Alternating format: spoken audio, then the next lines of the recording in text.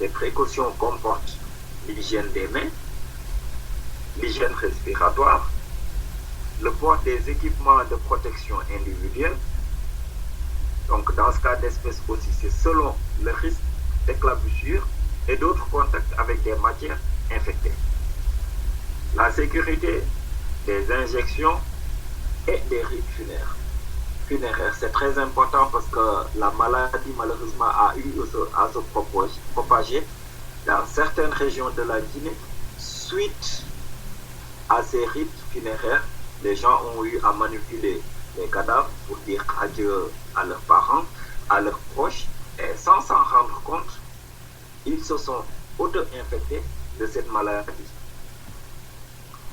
Il faut également dire, et pour parler du cas de la Guinée, que la Guinée fait face, et c'est les estimations que nous donne l'organisation internationale, l'Organisation mondiale de la santé, l'OMS, que la Guinée fait face à une épidémie sans précédent, hautement contagieuse et le plus souvent mortelle.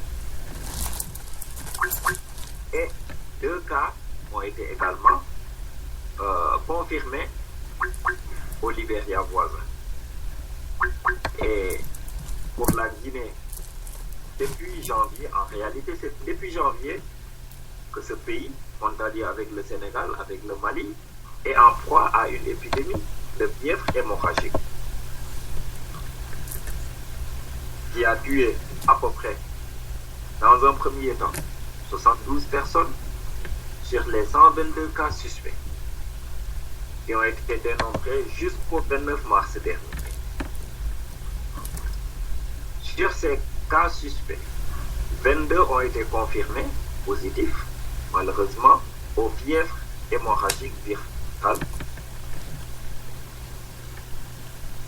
pour moitié à Conakry, la capitale, et le restant répartis entre Kédougou, Macenta, qui sont 2 villes du sud et du centre de cette maladie.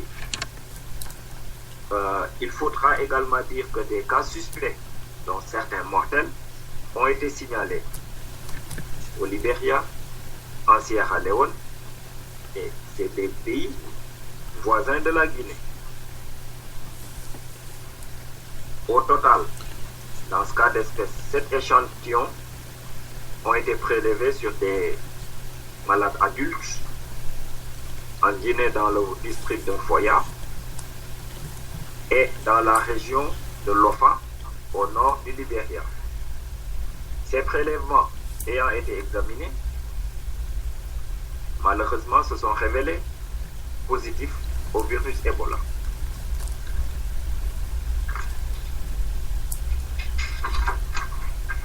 Donc, pour revenir proprement parler à cette maladie, c'est le virus Lassa qui circule en ce moment dans toute la région de l'Afrique de l'Ouest.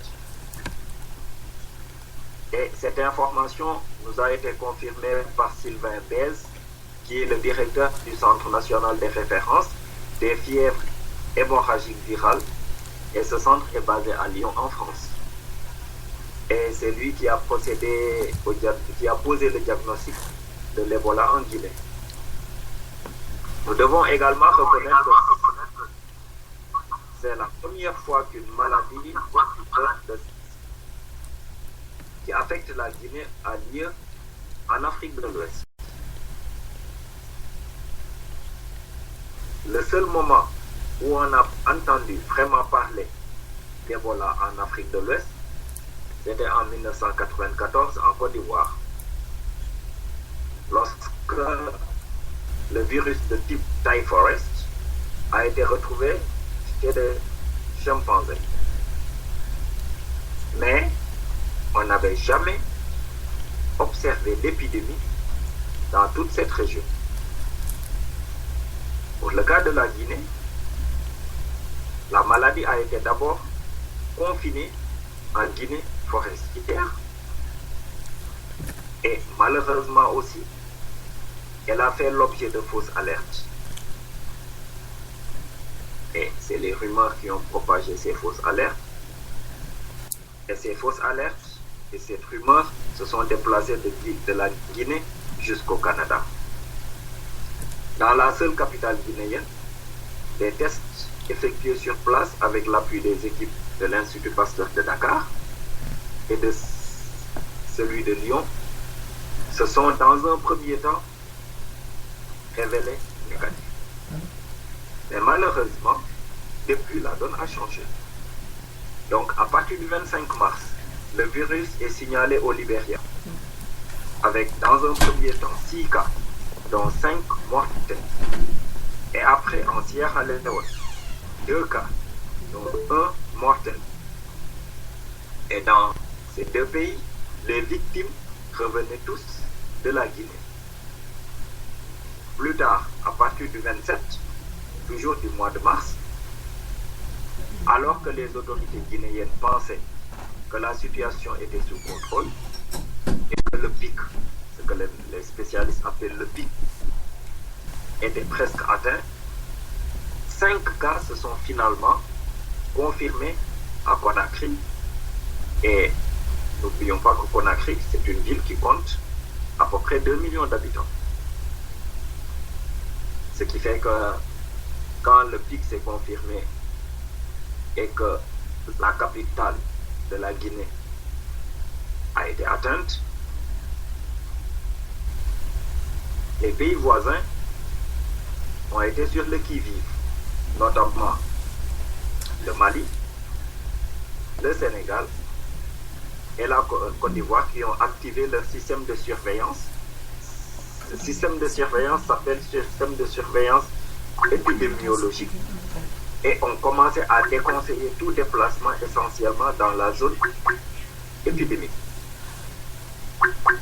Maintenant, la question qu'on se pose est de savoir est-ce qu'une pandémie est possible dans la sous-région? Les spécialistes nous rassurent en disant que pas vraiment. Car, d'après leur analyse, le mode de transmission du virus, qui est une de ses forces, est aussi, paradoxalement, une de ses rares faiblesses. Les virus qui traversent les frontières sont le plus souvent transmissibles par voie respiratoire, ce qui n'a pas été encore prouvé dans le cas du virus Ebola. C'est ce que nous explique M. Éric Leroy du Centre international de recherche médicale de France-Ville. Et il va plus loin en nous disant que la raison pour laquelle le nombre de cas mortels dépasse rarement quelques centaines, et c'est bien en deçà de la grippe, qui peut tuer de 250 000 à 500 000 décès par an dans le monde, ce qui n'est pas le cas de la rougeole, qui peut tuer jusqu'à 120 000 à 122 000 personnes par an dans le monde.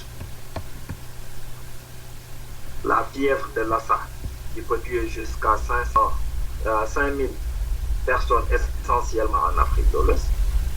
Donc, si on considère tous ces chiffres, pour qu'une pandémie soit envisageable, il faudrait que le mode de transmission du virus de l'Ebola change.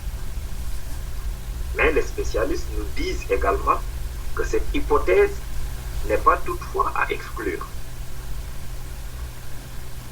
D'après l'Organisation mondiale de la santé, l'OMS, l'actuelle épidémie de fièvre Ebola en Afrique occidentale est une de celles qui comporte le plus de défis. Depuis l'apparition de cette maladie, il y a à peu près 40 ans en Afrique. Plus d'une centaine de personnes en sont déjà mortes, principalement donc en Guinée et au Libéria. À cet effet, l'Organisation mondiale de la santé a eu à tenir un point de presse qui a été organisé le 8 avril dernier à Genève. Et le vice-directeur général de cette organisation, le japonais Keiji Fukuda, a estimé que la propagation de l'épidémie actuelle de fièvre Ebola en Afrique de l'Ouest, qui a éclaté dans le sud de la Guinée, peut s'étendre vers Conakry, la capitale, vers le Libéria qui est un pays voisin, et que c'était particulièrement inquiétant. D'après lui, il s'agit de l'une des épidémies qui représente le plus de défis à laquelle nous sommes confrontés. Et parce que tout simplement, jusqu'à présent, il n'y a pas eu d'épidémie d'Ebola dans cette partie de l'Afrique, donc en Afrique de l'Ouest. Il n'y avait pas eu d'épidémie. Et c'est pour également dire que ce genre d'épidémie est souvent associé à beaucoup de peur et d'anxiété. Mais selon les derniers chiffres publiés par l'OMS, qui a également dépêché des équipes humanitaires sur place, il y a eu 157 cas en Guinée, dont 101 ont été mortels.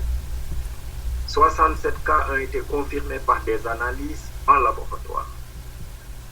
Et 20 ont été enregistrés à Conakry, qui est également, rappelons-le, une ville portuaire.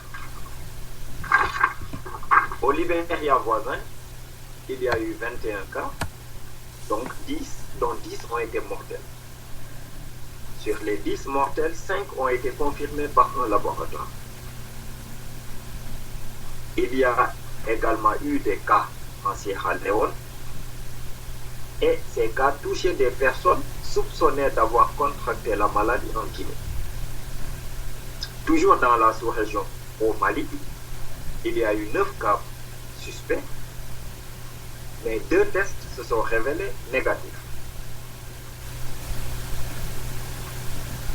Ce qui est le plus important et ce qu'il faudrait observer, c'est la tendance et la propagation de l'infection dans la sous-région. Les spécialistes nous disent qu'il y a un risque que d'autres pays soient infectés et que nous devons à tout prix rester vigilants.